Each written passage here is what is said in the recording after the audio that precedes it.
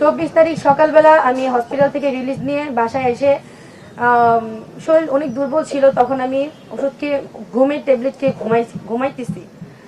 হঠাৎ করে রাত্রেবেলা উঠে দেখতেছি কি আমার আম্মু কান্নাকাটি করতেছে, রুম ভর্তি পুলিশ আর আর্মি। তা আমি যখন ওনাদেরকে জিজ্ঞেস করলাম আপনারা কেন আসছেন, ওনারা বললো আপনার বিরুদ্ধে সার্চ ওয়ারেন্ট আছে। তা আমি পরে বললাম সার্চ করেন। ওনারা লবণের প্যাকেট খুলে 50 কোটি টাকা খুঁজে, ওনারা বিছনার চাদর উঠে 50 কোটি টাকা খুঁজে। যাই হোক, পরে আমাকে ওনারা নিয়ে গেল, তখন প্রায় রাত 2টা বাজে। নিয়ে যাওয়ার পরে যখন থানায় আমাকে হস্তান্তর করা হলো, আমি টঙ্গী পূর্ব থানায় আমাকে নিয়ে যাওয়া হয়েছিল। যদি আমার মামলাটা কালিয়াকৈর থানায়, টঙ্গী পূর্ব থানায় যখন নিছে, যে পুলিশগুলা আমাকে দেখে সবসময় আপু বলে সম্মান করতো, তাদেরকে একবার রিকোয়েস্ট করছিলাম পা পর্যন্ত ধরে যে আমাকে জেলের ভিতরে রাখেন না, আমাকে একটু বাইরে বসান, এই জেলের ভিতরে রাখলে আমি মরে যাব। জেলের অবস্থা এত খারাপ ছিল। ওনারা আমাকে যে ব্যবহারটা করছে আমার সাথে, যাই হোক এই বিষয়ে বাদই দিই। তারপর যখন আমাকে কোর্টে নেওয়া হইলো, আমার আম্মু এমন একজন মানুষ, সে মানে বাড়ি থেকে বাজার পর্যন্ত চিনে না। আমার বাবা জামাতে গেছে 4 মাসের জন্য, আমার মার পাশে কেউ ছিল না। আমার মা সবার দাঁড়ে দাঁড়ে ঘুরছে কিভাবে আমার মেয়েকে বের করব, কোন ইকুল ধরবো, কিভাবে কি করব। 3 দিন পর দেবদূতের মতো অপু ভাই আসছে, গাজীপুরের আহ্বায়ক, অনেকেই আসছে, অপু ভাই, রাশেদ ভাই, রুদ্র ভাই, মহিন ভাই, মসিন ভাই, তাদেরকে আন্তরিকভাবে ধন্যবাদ, তারা আমাকে অনেক হেল্প করছে। কিন্তু আমি 11 দিন জেলে থাকায় যে পরিমাণ নির্যাতিত হয়েছি, আমার রিমান্ড 2বার হয়েছিল। প্রথম যখন আমি বৃহস্পতিবার মহিলা গাজীপুর জেলা কারাগারে যাই, রবিবার আমার জামিন দেওয়া হয় ম্যাজিস্ট্রেট কোর্টে, তখন ওইখান থেকে জামিন নামঞ্জুর করে রিমান্ড দেওয়া হয় আমাকে। ওই রিমান্ড শেষে যখন আমি কালকে পরশুদিন যখন কোর্টে যাই, তখন আমার মামলার যে আয়ু এসআই ফারুক, উনি আবার রিমান্ড চায় আমার। উনি এভাবে রিমান্ড চাওয়ার জন্য আমি ভাবছি এবার রিমান্ড হবে না, এবার আমার জামিনটা হয়ে যাবে, কারণ 12 তারিখে আমার এক্সাম। কিন্তু উনি রিমান্ড চাওয়ার পরে আমার উকিলরা বেশ কিছু প্রমাণ দেখায়, আমি আমার পক্ষে আমার যথেষ্ট নির্দোষ হওয়ার প্রমাণ আছে। ম্যাজিস্ট্রেট যখন আয়োকে জিজ্ঞেস করে এজাহার নামা ছাড়া কি 1 নম্বর বিবাদীর পক্ষে আর বিপক্ষে কোনো প্রমাণ আছে, উনি আমার আয়ু বলে যে না, কোনো প্রমাণ নাই। আমার পক্ষে সমস্ত প্রমাণ যখন আমার উকিলরা ম্যাজিস্ট্রেট কাছে দেয়, ম্যাজিস্ট্রেট তাও আমার 2 দিনের রিমান্ড মঞ্জুর করে। আমার রিমান্ড মঞ্জুরে আমার কোনো কষ্ট ছিল না। আমার 12 তারিখে পরীক্ষা, সেই পরীক্ষাটা দেখানোর পরে উনি আমার জামিন মঞ্জুর করে। তারপর আমার ভাইয়েরা ওইখানে যথেষ্ট আমার জন্য করছে, ওনারা না থাকলে হয়তো বা আমার রিমান্ড কখনোই এরকম না মঞ্জুর হয়ে জামিন হইতো না। ওনাদেরকে আন্তরিকভাবে অনেক ধন্যবাদ। কিন্তু আমার কথা হচ্ছে যে আমি কোনো রাজনৈতিক দলের না, আমি একদমই অরাজনৈতিক। আমি অরাজনৈতিক ভাবেই সবসময় আন্দোলন করছি, কখনো এনসিপিতেও ছিলাম না, আওয়ামী লীগ তো নাই। আওয়ামী লীগ, এনসিপি, বিএনপি, জামাত, গণ অধিকার পরিষদ, এগুলো কোনো কিছুতেই আমি ছিলাম না। আমি শুধুমাত্র অরাজনৈতিক থেকে আন্দোলন করছি সব সময় দেশের জন্য।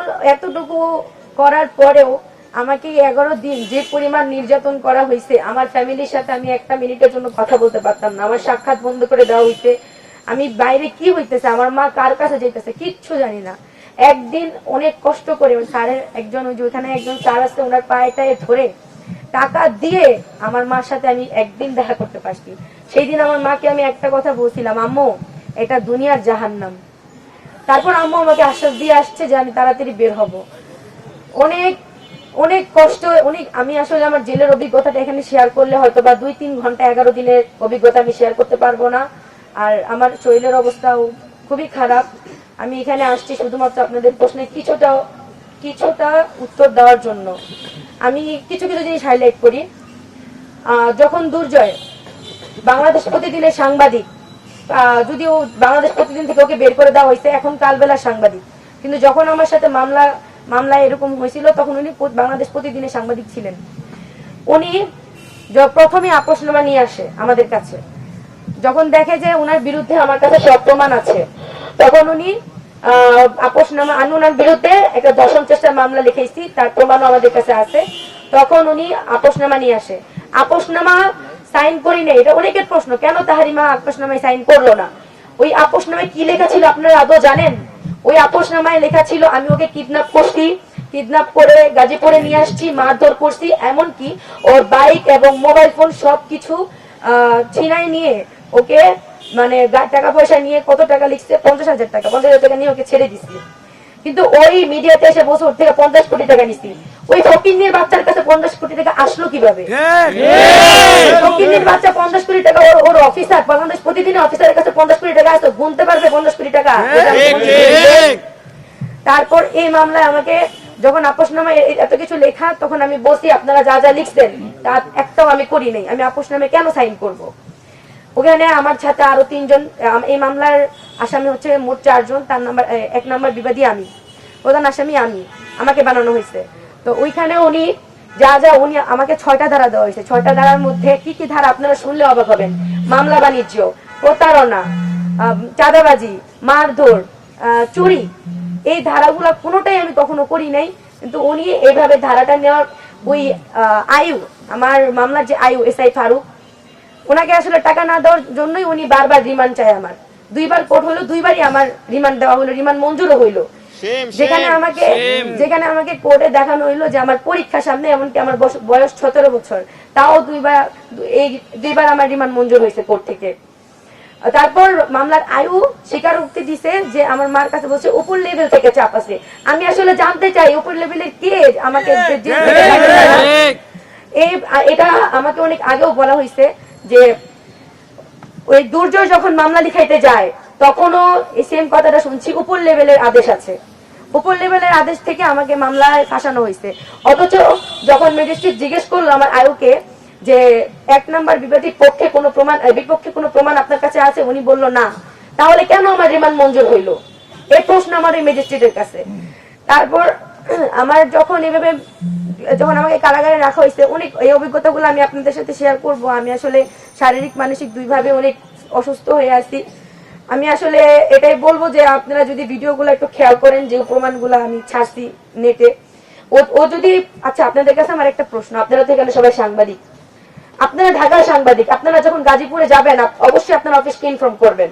তাহলে ও যদি আসলে নিউজের কথা বলে, আমি যদি নিজের কথা বলে গাজীপুর নিয়ে যাই, ও কেন ওর অফিসকে ইনফর্ম করলো না? ও অফিসকে ইনফর্ম না করে ও গেছে, এই জন্য বাংলাদেশ প্রতিদিন থেকে ওকে বের করে দিচ্ছে। এতটুকু সেন্স আপনাদের অবশ্যই আছে। তারপর ও কালবেলায় অ্যাটেন্ড করছে, কালবেলায় হয়তো কালকে ওকে কালবেলা থেকে বের করে দেওয়া হয়েছে, আমি শিওর না, কিন্তু হয়তো বা এটা হইতে পারে। ও আমাকে যেভাবে প্রেজেন্ট করছে লাইভে আইসা, যে আমি ওর থেকে যে টাকা নিছি, মারধর করছি, টর্চার ছিল, এই সেই অনেক কিছু। যাই হোক, আমি এতটুকু বলবো, শুধু জামিন দিলে হবে না, আমি আছি, মাহাদি ভাই আছে, আমাদেরকে এই মামলা থেকে পুরোপুরি নিষ্পত্তি দিতে হবে। কারণ আমরা এই মামলায় আর থাকতে চাচ্ছি না, মামলাগুলো তাড়াতাড়ি শেষ হয়ে যাক, এতটুকু মানে অনুরোধ আপনাদের কাছে, যাতে আমাদের এই মামলা থেকে তাড়াতাড়ি বের করে দেয়। আরেকটা কথাই বলবো, শেষ কথা, যে হচ্ছে আমি আমার সহযোদ্ধা ভাইরা যা মানে যা বাইরে আমার জন্য যা করছে তার জন্য অত্যন্ত ধন্যবাদ। কিন্তু আমি আমার ভাইদেরকে তখনই বলছি, বের করলে প্রথমেই বের করতেন, বা 11 দিন পর বের করে আদমরা লাশ করে বের করতেন, হয়তো লাশ বের করতেন, আদমরা করে আমাকে বের করা হয়েছে। ওই 11 দিন ওই আমার কাছে ওই জেলটা ছিল টর্চার সেল। এক কথায় ওই আমার কাছে ওই জেলটা ছিল টর্চার সেল। আমাকে যেভাবে মানে অত্যাচার করা হয়েছে, এটা যদি বর্ণনা আপনাদেরকে দেই তাহলে 2 ঘন্টা আমার বক্তৃতা শেষ হবে না। আর আমার বলার মতো মানে সিচুয়েশনও নাই। আমি এতটুকুই বলবো, আজ যে সাংবাদিক, এত সাংবাদিক আসছে একটাবার আমাদের কথা শোনার জন্য, এই মামলা যখন চলে আমি সব সাংবাদিকের পায়ে ধরে বলছি, ভাই একটা নিউজ করেন যে কেন আপোষনামা নিয়ে আসলো। আপনাদের মনে কি প্রশ্ন জাগে নাই?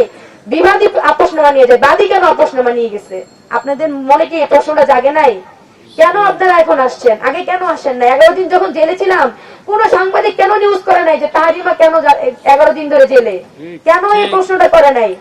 কিছু তথাকথিত সাংবাদিক আছে যারা আমার বয়স জানাও নিউজ করে, যে আসলে জুলাই যোদ্ধা তাহারিমার বয়স কত। তারাও নিউজ করে যে আমি নাকি সময় টিভির মতো এত বড় একটা চ্যানেল কিভাবে নিউজ করলো যে আমি এই দুর্জয়কে হানি ট্র্যাপ করে ওইখানে নিয়ে গিয়ে ওকে ওর থেকে টাকা নিয়ে ওকে রাস্তায় ছেড়ে দিয়েছি, চৌরাস্তায় ছেড়ে দিয়ে আসছি। সময় টিভির মতো এখন যে সময় টিভিকে ভুয়া বলে নিউজ দেয়, সময় টিভি সেম টাইনি আমাকে সবসময় ওরা নেগেটিভ ভাবে প্রেজেন্ট করে। ওনারা এইভাবে প্রেজেন্ট করছে, সকালে রিমান্ড, দুপুরে জামিন, সন্ধ্যায় মুক্তি। এটা কেমন কথা, কেমন কেমন ভাবে এত বড় চ্যানেল গুলা এইসব নিউজ করতে পারে? ইউটিউবের কথা বাদ দিলাম, আরেকটা আছে কালবেলা, কালের কণ্ঠ। এই বসুন্ধরা মিডিয়াকে হুঁশিয়ারি দিয়ে বলতেছি, আপনারা কিন্তু প্রথম আলোর মতো শর্ট খায়েন না। বারবার বলতেছি, আমরা কিন্তু হাজি ভাই চলে গেছে, কিন্তু হাজি ভাই আমাদেরকে শিখাই দিয়ে গেছে কিভাবে কোন সময় কি করতে হবে।